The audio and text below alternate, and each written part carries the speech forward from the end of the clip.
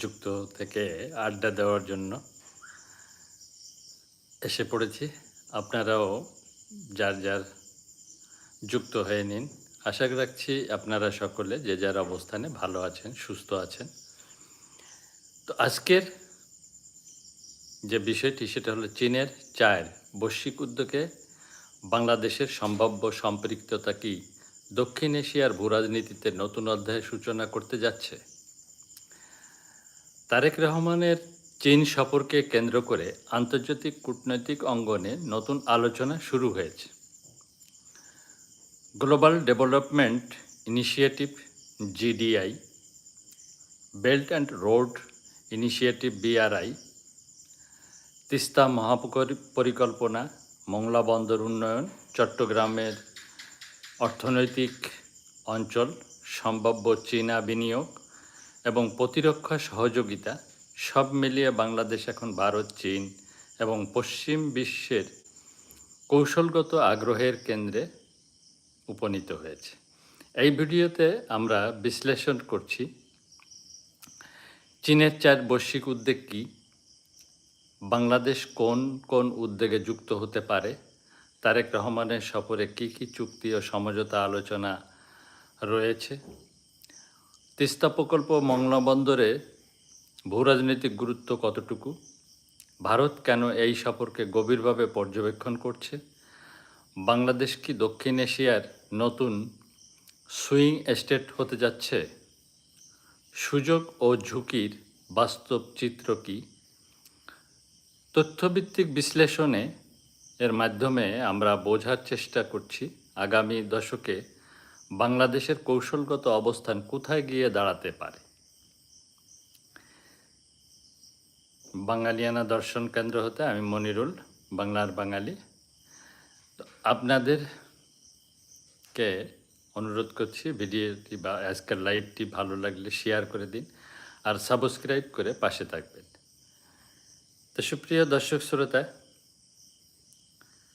আপনারা ঝটপট যুক্ত হন।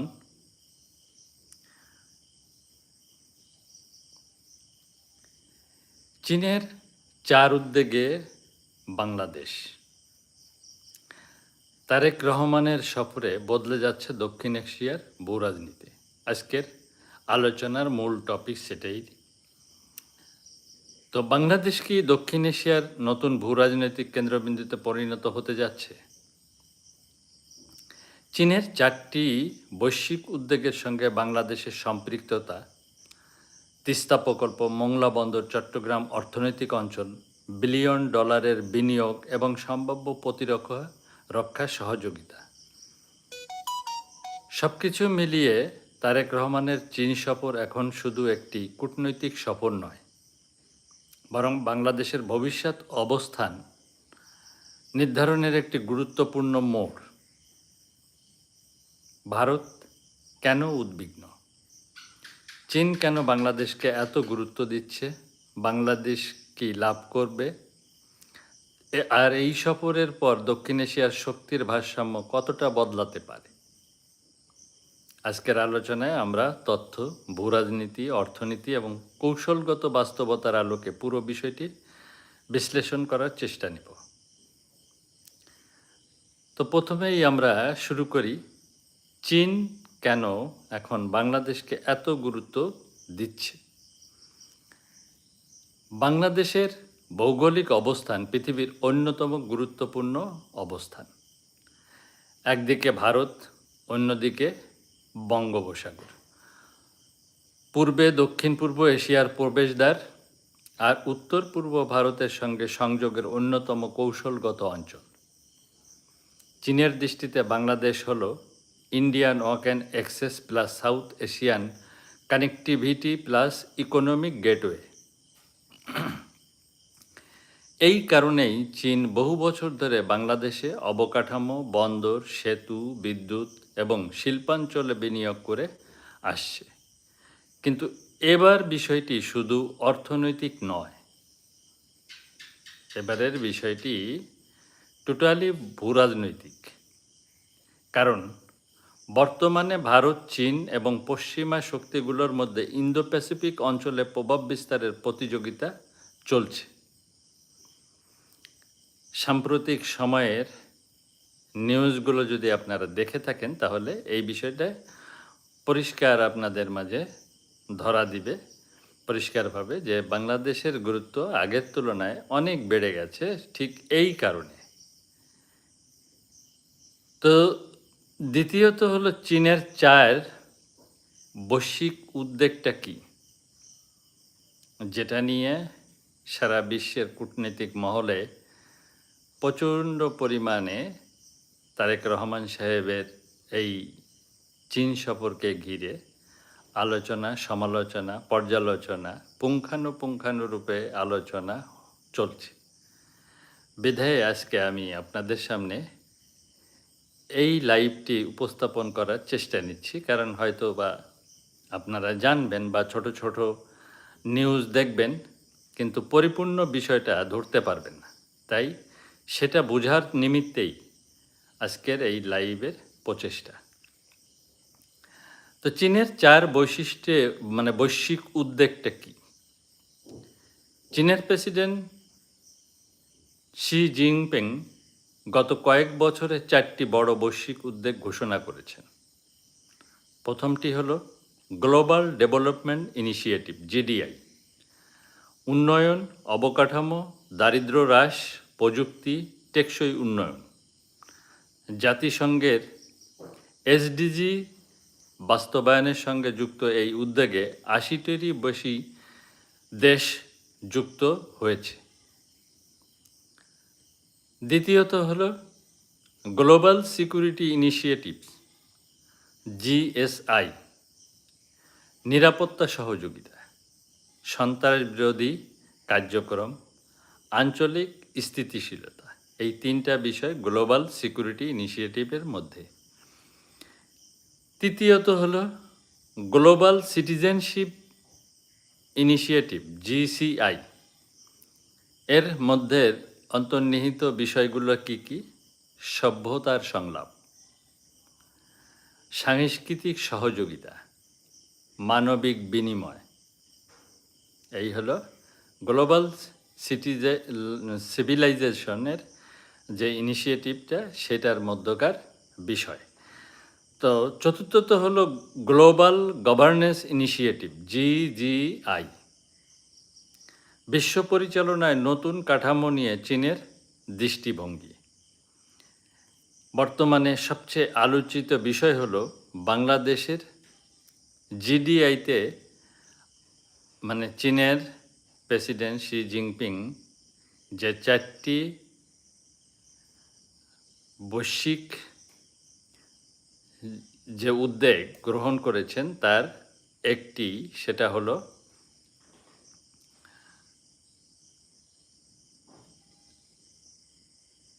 এই জিডিআই। বর্তমানে সবচেয়ে আলোচিত বিষয় হলো বাংলাদেশ জিডিআইতে আনুষ্ঠানিকভাবে অংশগ্রহণ করতে যাচ্ছে। এটি এই সফরের সবচেয়ে বা অন্যতম গুরুত্বপূর্ণ ফলাফল হতে পারে। তারেক রহমানের সফরে আর কি কি আলোচনা হচ্ছে আমরা সেই বিষয়টা এখন জেনে নেই। সেটা হলো সরকারি ও কূটনৈতিক সূত্র অনুযায়ী কয়েকটি বড় বিষয় আলোচনা রয়েছে। প্রথমত হলো তিস্তা প্রকল্প, দীর্ঘদিন ঝুলে থাকা তিস্তা নদী ব্যবস্থাপনা প্রকল্প। এটি বাংলাদেশের উত্তর অঞ্চলের কৃষি, পানি ব্যবস্থাপনা এবং অর্থনীতির জন্য অত্যন্ত গুরুত্বপূর্ণ। এই বিষয়টি 1 নম্বরে আছে। দ্বিতীয় নম্বরে আছে হলো মংলা বন্দরকে আধুনিকায়ন। মংলা বন্দরকে আঞ্চলিক বাণিজ্য হাবে পরিণত করার পরিকল্পনা রয়েছে বিধায় এটি নিয়েও দ্বিতীয় দফায় আলোচনা চলছে। 3 হলো চট্টগ্রামের অর্থনৈতিক অঞ্চল। চীনা অর্থনৈতিক ও শিল্পাঞ্চল উন্নয়নের মাধ্যমে কর্মসংস্থান ও বিদেশি বিনিয়োগ বাড়ানোর লক্ষ্য রয়েছে বিধায় এই যে চট্টগ্রাম অর্থনৈতিক অঞ্চল অলরেডি কাজ শুরু হয়ে গেছে এবং এর বাজেটও বরাদ্দ হয়ে গেছে। তো এইটার সংক্রান্ত আলাপ এই সফরসূচির মধ্যে রয়েছে। চতুর্থ নম্বরে বিদ্যুৎ ও অবকাঠামো। কারণ হলো আমাদের দেশের জ্বালানি সংকট প্রচুর, আর সেটা নিরসনের লক্ষ্যে সরকারিভাবে উদ্যোগ নেওয়া হয়েছে এবং তারেক রহমান সাহেবের সফরের চতুর্থ নম্বর এজেন্ডাই হলো বিদ্যুৎ ও অবকাঠামো। বাংলাদেশ প্রায় $6 বিলিয়ন অর্থায়ন চাচ্ছে বিভিন্ন উন্নয়ন প্রকল্পে। পঞ্চমত, সবুজ জ্বালানি ও প্রযুক্তি। এর ভিতরে হলো সৌর বিদ্যুৎ, ইলেকট্রিক যানবাহন, গ্রিড উন্নয়ন, প্রযুক্তি স্থানান্তর। এই পঞ্চম দফায় হলো এই আলোচনাগুলো এগোতে পারে সেই মর্মে একটা বিষয় উঠে এসছে বা পাওয়া গেছে এ পর্যন্ত। আজকে যেহেতু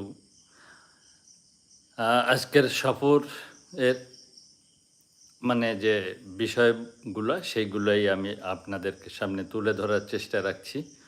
তো আজকে এই 5টি বিষয়ের উপরে খুব গুরুত্ব প্রদান করা হয়েছে এবং এই মর্মে চুক্তিবদ্ধ হওয়ার সম্ভাবনা রয়েছে। প্রতিরক্ষা সহযোগিতা। প্রতিরক্ষা সহযোগিতার একটি নতুন মাত্রা পাচ্ছে এইবারের সফরে। সেটা হলো, এটা আন্তর্জাতিক গণমাধ্যমের খবর এসছে কি, যে বাংলাদেশ 24টি J-10CE যুদ্ধবিমান কেনার বিষয়টি এগিয়ে নিতে যাচ্ছে। এটা নিয়ে দীর্ঘদিন ধরে আমরা জেনে আসছি সোশ্যাল মিডিয়া সহ অনেক ক্ষেত্রে থেকে। তো এই পর্যায়ে সিভিক লাইসেন্স আমাদের সাথে যুক্ত হয়েছেন।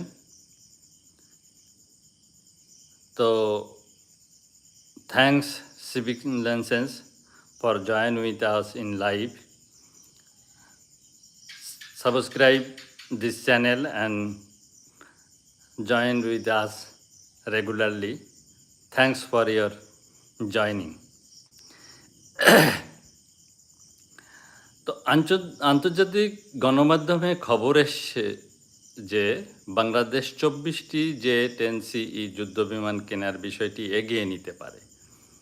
যদি এটি বাস্তবায়িত হয় তাহলে বাংলাদেশের বিমান বাহিনীর সক্ষমতা বাড়বে, চীন বাংলাদেশ প্রতিরক্ষা সম্পর্ক গভীর হবে এবং দক্ষিণ এশিয়ার নিরাপত্তা সমীকরণেও নতুন আলোচনা শুরু হবে, যদিও এখনও কোনো চূড়ান্ত ঘোষণা উভয় পক্ষ থেকে পাওয়া যায়নি। তো পঞ্চমত, সবচেয়ে গুরুত্বপূর্ণ আজকের লাইভের যে বিষয়টি এসছে, এই সফরকে ঘিরে ভারত এই সফরকে গভীরভাবে পর্যবেক্ষণ করছে। আজকের লাইভের সবচেয়ে তাৎপর্যপূর্ণ বিষয় হলো এখানেই যে ভারত কেন এই সফরকে গভীরভাবে পর্যবেক্ষণ করছে। তো ভারতের যে উদ্বেগ, এটা দীর্ঘদিনের, আর বর্তমান সময়ে তো অনেক বেশি। সেই উদ্বেগগুলো আমি আপনাদের সামনে তুলে ধরছি।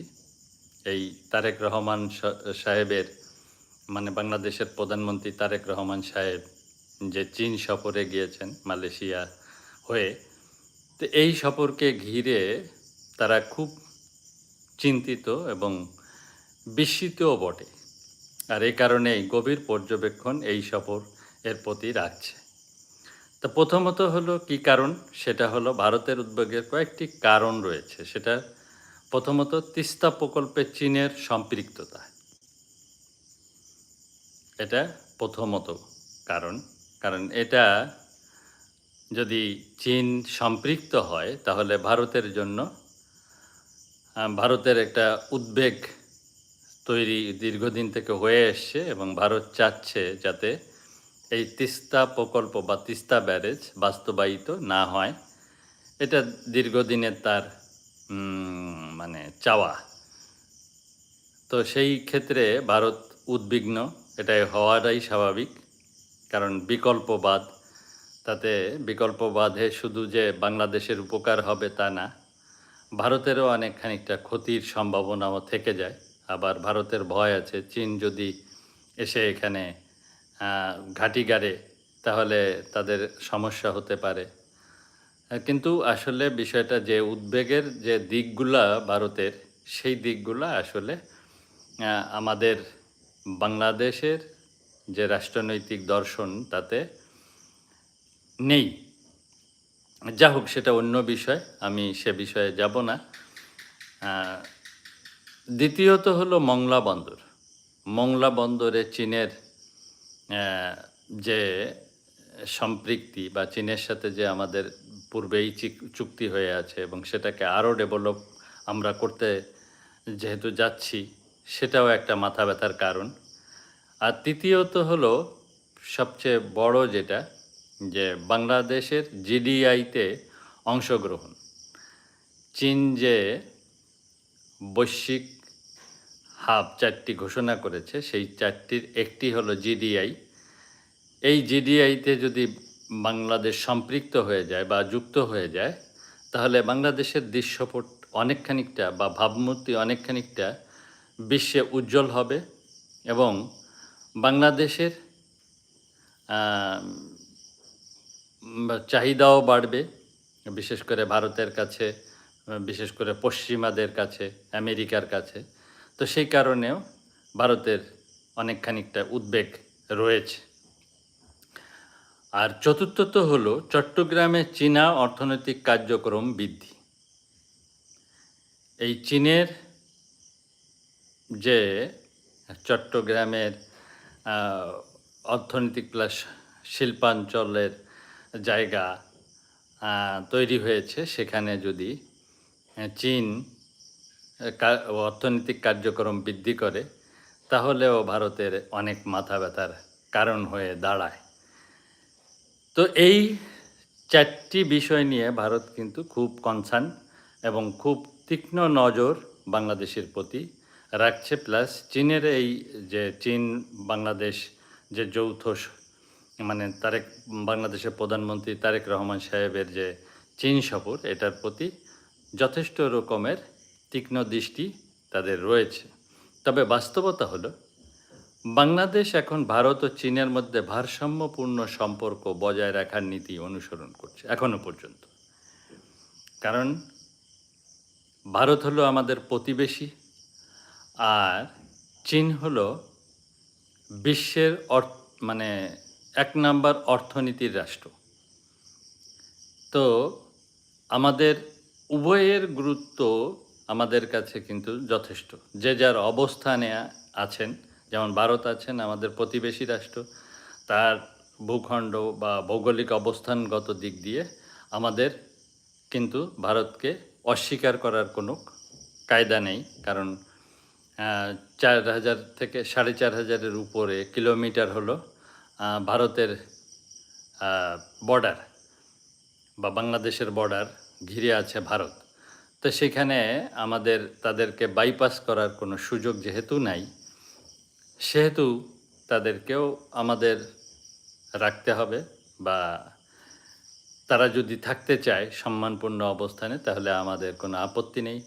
আবার চীনকেও আমাদের প্রয়োজন, কারণ আমাদের যে গ্লোবালাইজেশন যেটা প্রয়োজন, সেটার ক্ষেত্রে চীনের সহযোগিতা আমাদের অত্যন্ত জরুরি এবং প্রয়োজন। কারণ বর্তমান বিশ্ব প্রযুক্তির বিশ্ব, আর প্রযুক্তি বিশ্বতে যদি আপনাকে এন্টারেন্স ঘটাতে হয়, আপনার দেশকে যদি ডেভেলপমেন্টে নিয়ে যেতে হয়, তাহলে চীনের সহযোগিতা আপনাকে নিতেই হবে। কারণ চীন প্রযুক্তিগত দিক দিয়ে বিশ্বের শীর্ষদের মধ্যে একজন। তো সেই ক্ষেত্রে পাশাপাশি আছি এবং আমাদেরকে দীর্ঘদিন ধরে তারা সহযোগিতার আমাদের প্রতি হাত বাড়িয়ে রেখেছেন, সেহেতু যে চীনকে আমাদের প্রয়োজন। তো এবং সেটি বাংলাদেশের সবচেয়ে কূটনীতিক কৌশল। মানে আমাদের কোন কৌশল? সেটা হলো যে আমরা চীনের সাথে এবং ভারতের সাথে ভারসাম্যপূর্ণ সম্পর্ক বজায় রাখার চেষ্টায় আছি বা থাকব বিধায়। তো এই ক্ষেত্রে এই যে বিষয়গুলো আলাপ করলাম, তারেক মানে বাংলাদেশের প্রধানমন্ত্রী তারেক রহমান সাহেবের চীন সফর কেন্দ্রিক। তো এতে বাংলাদেশের জন্য কিন্তু একটা সুযোগ। তবে সেটা কোথায়, কোথায় সেই সুযোগটা আমি সেটা আপনাদের সামনে এখন তুলে ধরার চেষ্টা নিচ্ছি। বাংলাদেশ যদি দক্ষ কূটনীতি পরিচালনা করতে পারে, তাহলে একসাথে ৩টি দিক থেকে লাভবান হতে পারে। চীন থেকে বিনিয়োগ, অবকাঠামো, প্রযুক্তি, ভারত থেকে বাজার, ট্রানজিট, আঞ্চলিক সংযোগ, আর পশ্চিমা বিশ্ব থেকে রপ্তানি, প্রযুক্তি, বৈদেশিক বিনিয়োগ। এটাই বর্তমানে বাংলাদেশের সবচেয়ে বড় কৌশলগত সুবিধা। এখন আপনি যদি আপনার দেশের নিরাপত্তা দিতে না পারেন, আপনি যদি সহজলভ্য বিদেশি বিনিয়োগকে আমাদের দেশে না হওয়ার একমাত্র কারণ হলো, মানে প্রথম কারণ হলো নিরাপত্তার অভাব, দ্বিতীয় কারণ হলো যে তাদের সাথে আমরা সময়ে মিলতে পারি না। কারণ সময় মিলানো আমাদের জন্য কঠিন হয়ে পড়ে, আমাদের নানা রকমের জটিলতার সৃষ্টি হয়, আর সে কারণে তারা দীর্ঘদিন ঘুরতে ঘুরতে একসময় হাঁপিয়ে যায়, আর হাঁপিয়ে যেয়ে আমাদের থেকে সরে যায়। তো সেই দুইটা দিকেই আমরা কিন্তু দুর্বল। এক হলো নিরাপত্তায়, দ্বিতীয়ত হলো তাদের যে সহজে আমাদের দেশে বিনিয়োগ করার সুযোগ সৃষ্টি করে দিব, সেই সক্ষমতা কিন্তু আমরা এখন পর্যন্ত তৈরি করতে পারিনি, বিধায় বিদেশি বিনিয়োগ আমাদের আকৃষ্ট হয় না। তো বাংলাদেশ কি দক্ষিণ এশিয়ার নতুন সুইং স্টেট? আজকের লাইভে সবচেয়ে আলোচ্য এবং খুব জটিল একটা বিষয় হলো এটা, যে বাংলাদেশ কি দক্ষিণ এশিয়ার নতুন সুইং স্টেট হতে যাচ্ছে? আন্তর্জাতিক রাজনীতিতে সুইং স্টেট বলতে এমন রাষ্ট্রকে বোঝায় যার অবস্থান আঞ্চলিক শক্তির ভারসাম্য নির্ধারণে খুবই গুরুত্বপূর্ণ। তাকেই সুইং স্টেট বলা হয়। তো বর্তমানে ভারত বাংলাদেশকে চায়, চীন বাংলাদেশকে চায়, পশ্চিমা বিশ্বসহ আমেরিকাও বাংলাদেশকে গুরুত্ব দিচ্ছে। কারণ এই অল্প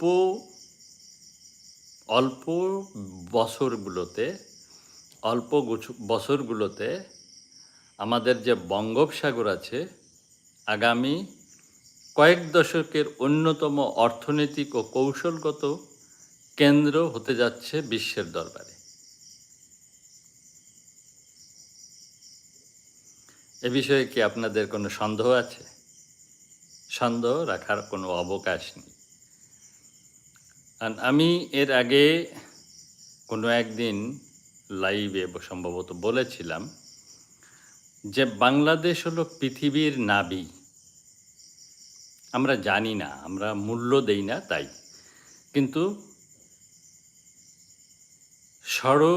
ঋতু মানে 6 ঋতুর যে বঙ্গভূমি, এটা পৃথিবীর নাভি, এবং এই 6 ঋতুর দেশ পৃথিবীতে দ্বিতীয়টি আর নেই।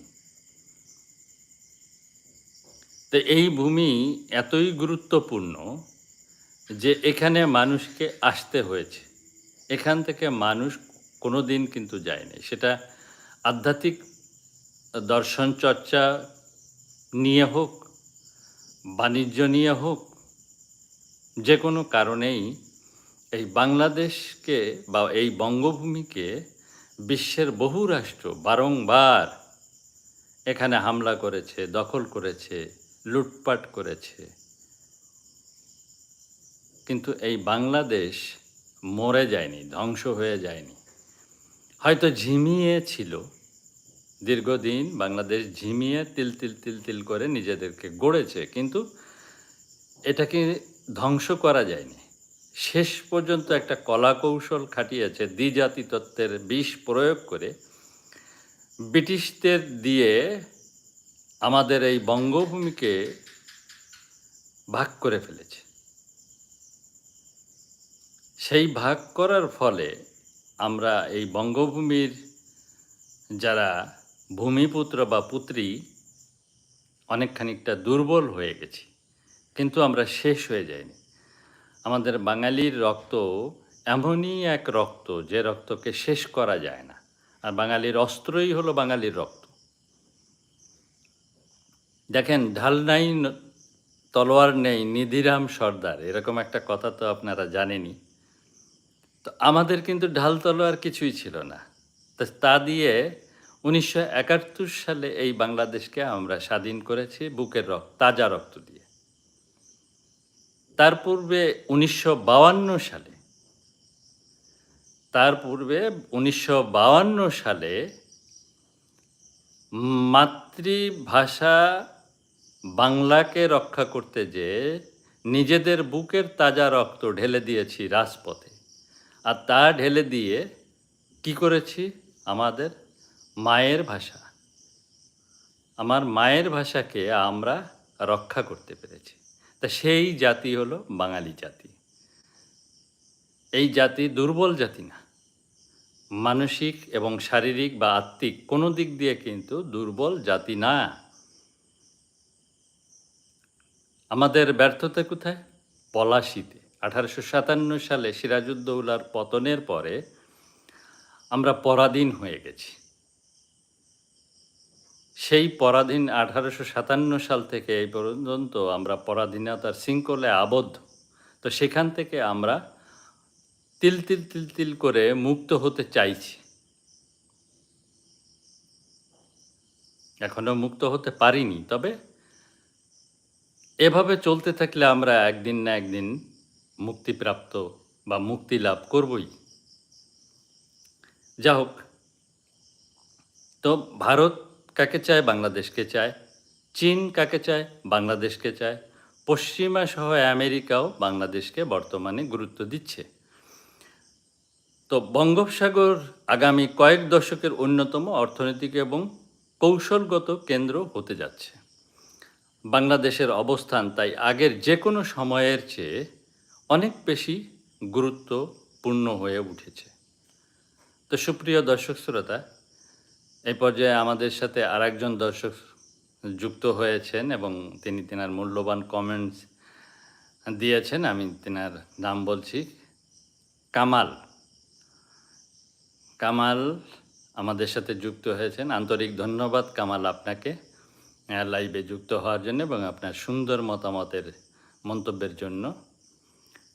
তো সকলেই যদি এইভাবে মন্তব্য করেন, তাহলে আপনাদের নামটাও প্রচার করে আমিও পরিচিত হতে পারি আপনাদের সাথে। সকলেই আমরা পরস্পরের সাথে পরিচিত হতে পারি বা পরিচয় ঘটাতে পারি। যদি কৃপা করে দেন, মন্তব্য রাখেন, তাহলে আমার ঘোষণা করতে কোনো বাধা নেই। তবে অনুরোধ হলো, সকলে একটু কৃপা করে সাবস্ক্রাইব করবেন। আর সাবস্ক্রাইব করতে কিন্তু পয়সা লাগে না। তো সেই ক্ষেত্রে আপনাদের কার্পণ্যতা কেন আমি জানি না, হয়তো বেশি একটা ভালো লাগে না, কিন্তু একদিন দেখবেন যে থাকতে থাকতে, শুনতে শুনতে ভালো লাগা, ভালোবাসা, তারপরে প্রেম পরিণয় হয়েই যাবে। কি বলেন? তো যাই হোক, এই যে এতক্ষণ ভালো ভালো আলোচনা করলাম, এর পিছনে ঝুঁকিও আছে। তো সেই ঝুঁকিটা কি, আমি এখন সেই ঝুঁকিটা আপনাদের সামনে তুলে ধরার চেষ্টা নিচ্ছি। সুযোগের পাশাপাশি কিছু ঝুঁকিও রয়েছে।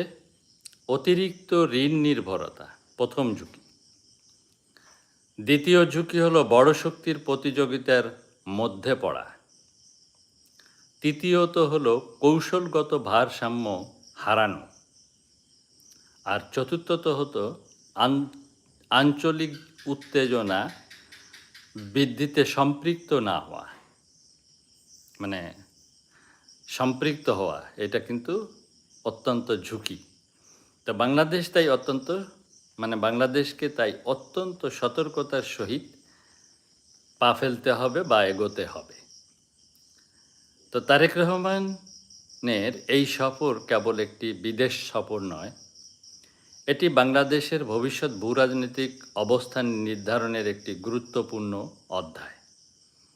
জিডিআইতে যোগদান, তিস্তা প্রকল্প, মোংলা বন্দর, চট্টগ্রাম অর্থনৈতিক অঞ্চল, সম্ভাব্য প্রতিরক্ষা সহযোগিতা, বিলিয়ন ডলারের বিনিয়োগ, সব মিলিয়ে বাংলাদেশ এখন দক্ষিণ এশিয়ার নতুন কৌশলগত কেন্দ্রবিন্দুতে উঠে আসছে। কিন্তু সবচেয়ে বড় প্রশ্ন হলো, বাংলাদেশ কি ভারত, চীন এবং পশ্চিমা বিশ্বের মধ্যে ভারসাম্য বজায় রেখে সর্বোচ্চ সুবিধা আদায় করতে পারবে? এটাই সবচেয়ে বড় প্রশ্ন। নাকি নতুন ভূরাজনৈতিক প্রতিযোগিতার কেন্দ্রে পরিণত হবে, যেটা মধ্যপ্রাচ্যের অনেক রাষ্ট্র হয়েছে। তো সেদিকে আমাদেরকে সবাইকেই সতর্ক দৃষ্টি রাখতে হবে, আমরা যেন সে পর্যায়ে না যাই বা কেউ যাতে না যেতে পারে সেদিকে আমাদেরকে সতর্ক থাকতে হবে। কারণ জনগণেরও রাষ্ট্রের প্রতি দায়িত্ব থাকে এবং জনগণের প্রতিনিধি যারা সরকারে থাকেন তাদেরও কিন্তু রাষ্ট্রের প্রতি দায়িত্ব থাকে। তো সেই আলোকে আমাদের সকলকে একসাথেই সতর্কতা নিতে হবে। তা আপনার মতে চীনের 4 উদ্যোগে বাংলাদেশের অংশগ্রহণ দেশের জন্য কতটা লাভজনক? আপনাদের কাছে আমার জিজ্ঞাসা, এটা আপনারাই উত্তর দিবেন। এটি কি অর্থনৈতিক অগ্রগতির নতুন দরজা খুলবে নাকি নতুন কূটনৈতিক চ্যালেঞ্জ তৈরি করবে? দ্বিতীয় প্রশ্ন রইল আপনাদের কাছে। আপনাদের মতামতে আপনাদের উত্তর দিবেন। আর ভিডিওটি ভালো লাগলে লাইক, শেয়ার এবং সাবস্ক্রাইব করুন। আমি মনিরুল, বাংলার বাঙালি, বাঙালিয়ানা দর্শন চর্চা কেন্দ্র থেকে আপনাদের সকলের সর্বাঙ্গীন মঙ্গল, কল্যাণ, সুস্থতা সব কিছু কামনায় রেখে আজকের লাইভ এখানে শেষ করছি। সে পর্যন্ত ভালো থাকবেন, সুস্থ থাকবেন কামনায় রাখছি। মালিক ভরসা। জয় জয় মালিক।